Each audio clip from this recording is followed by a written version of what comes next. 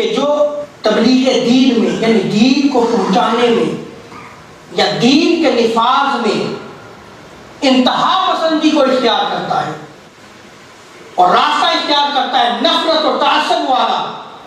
جبر و تشدد والا، اور اس جبر و تشدد میں وہ مسلمانوں کو جو ہے وہ غیر مسلم قرار دے، مشرک قرار دے، پھر جب خون بہانے پہ آئے تو مسلم اور نان مسلم کی جو ہے وہ کیٹیگری کو بھول جائے اور وہ انسانیت کا خون بہانا شروع کر دے،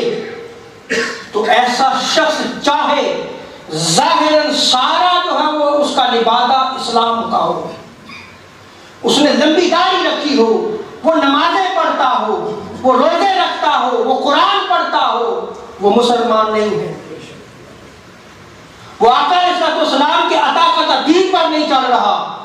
حضور صلی اللہ علیہ وسلم نے جس طرح دین کی تبلیغ کی تھی، جس طرح اس دین کا نفاذ کیا تھا، اس نے آقا علیہ السلام کی سیرت و سنت کو چھوڑ دیا ہے، کیونکہ تاجدار کائنات صلی اللہ علیہ وسلم نے ارشاد فرمایا بہترین مسلمان وہ ہے، افضل مسلمان وہ ہے کہ جس کی زبان اور ہاتھ سے دوسرے لوگ جو ہے محفوظ اور سلامت رہے۔ بلکہ مومن کی تعریف تاجدار کائنات صلی اللہ علیہ وسلم نے جو بیان فرمائی، اس روایت کو سنن نسائی، مسند احمد بن حنبل، ابن ماجہ اور مستدرک حاکم میں نقل کیا گیا۔ حضور صلی اللہ علیہ وسلم ارشاد فرماتے ہیں المؤمن من امنہ الناس علی دمائہم و اموالہم،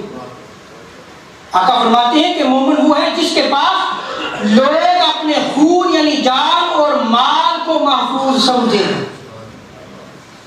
گویا مومن وہ ہے جو لوگوں کے مال اور جان کی حفاظت کرنے والا ہے، وہ کہیں بھی ہو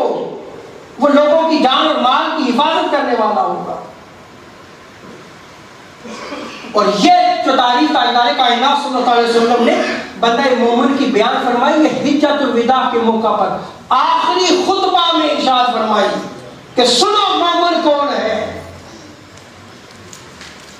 سو اس اسلام میں انتہا پسندی، شدت پسندی، تعصب کی اور نفرت کی